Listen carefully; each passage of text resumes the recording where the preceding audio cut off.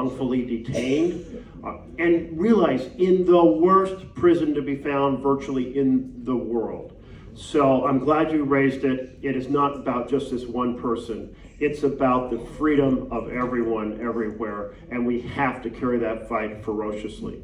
How many folks want to make sure we carry the fight for due process and protect the freedom of everyone? All right. Did we have 814 or 792? What's our next step? 814 or 792. We'll keep going in order. Right here? Okay, what number do you have? 792. Okay, you're on.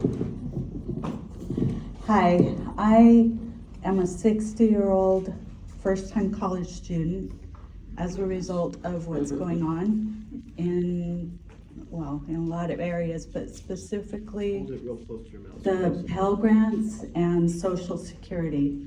What would you say regarding this situation for people like me? All right, so we kind of talked about Pell Grants. We're going to fight to keep them from being decimated by this reconciliation bill. Both of us would like to see them increased. We have supported the ability for them to be used, both certificates as well as degrees, because certificates can be a big advance towards something. Getting more funding for them in this budget environment may be beyond the reach, but we can try. But let me talk about Social Security. Unbelievable that the president would start shutting down Social Security offices, start shutting down the phone lines, start shutting down the ability to respond by email. I've had folks at the last two town halls I had who had been hours. One said 4 hours, one said they spent all day. Anybody tried to get through to Social Security and did you have difficulty? Yes. You had difficulty. Yes, and after waiting for 2.5 hours, I was cut off. 2.5 hours cut off. How about in the back there? The outgoing message stated there was a wait time exceeding 120 minutes for hold. And when you finally get through all of the phone tree AI garbage, you cannot schedule an appointment. You cannot get an answer to your All question. day just to try to schedule an appointment. And one person at my town hall had gone in and been told, sorry, we're not busy right now, but you didn't schedule an appointment, so you have to go home and call us. I mean, really, the government is there to serve us, not to make things harder. And think about Social Security.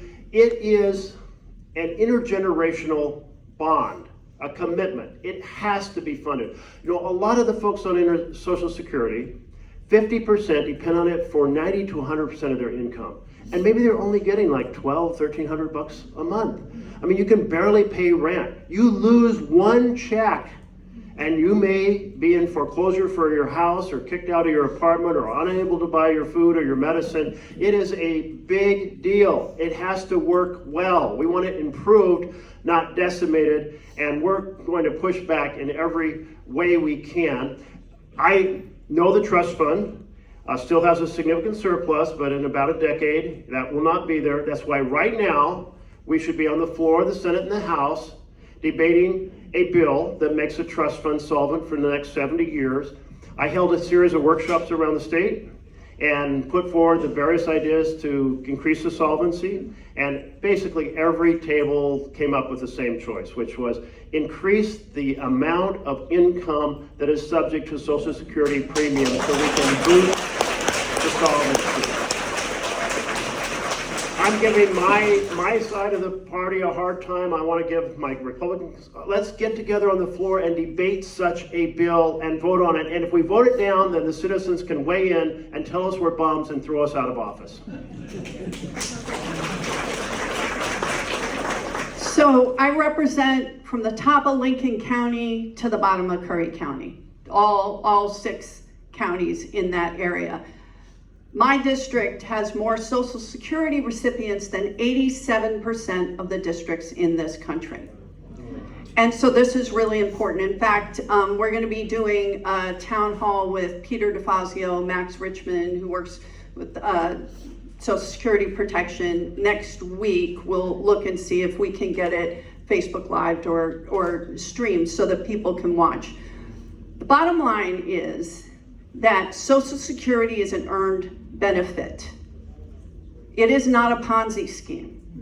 We have Elon Musk, who was given an emerald mine by his father, right, was given the money that he has, who has $82 million in federal contracts, telling us that Social Security is a Ponzi scheme and people who receive Social Security are parasites.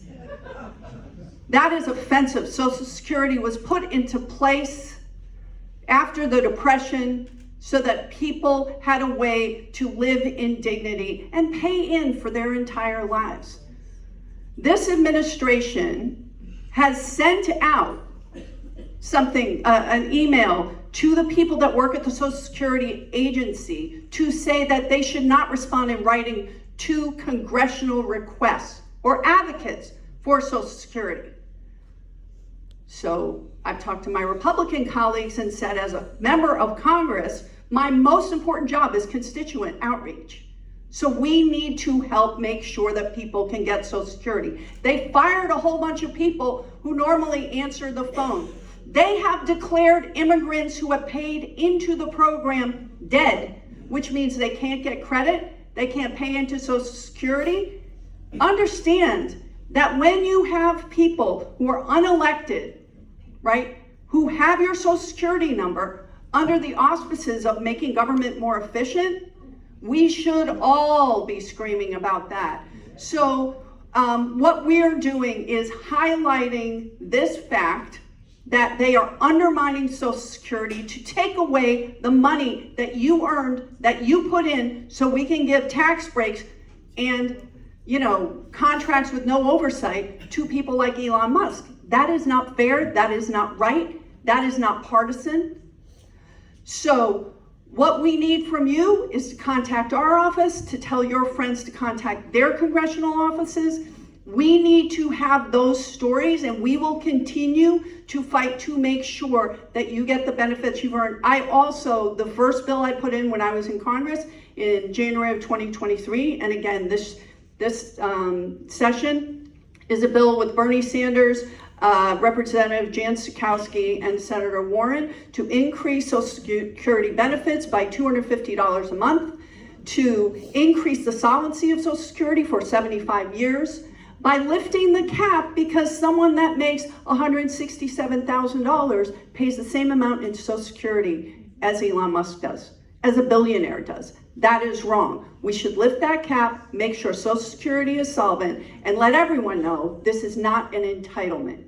It's an earned benefit. Yeah.